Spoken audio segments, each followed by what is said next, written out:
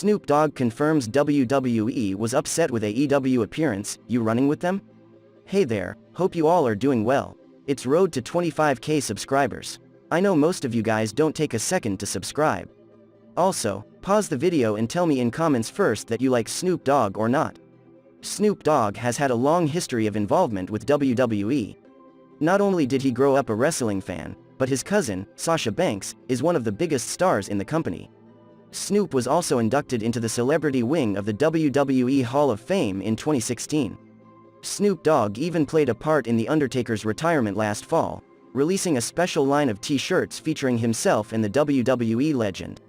So what could possibly upset this relationship between Snoop Dogg and WWE? Surprising some, Snoop made an appearance on the January 6th edition of AEW Dynamite, titled New Year's Smash. The appearance was due to his involvement on TBS Go Big Show series. However, Snoop confirmed during a podcast appearance yesterday morning what many expected: WWE was not too happy about his television appearance for their rival. They felt some type of way, Snoop Dogg said on Hot 97's Ebro in the Morning podcast. He continued, "Let me tell you this, Snoop Dogg ain't no wrestler. He's bigger than that, you gotta understand that. This is the dynamics of what happened. I had a show on TBS called Go Big Show.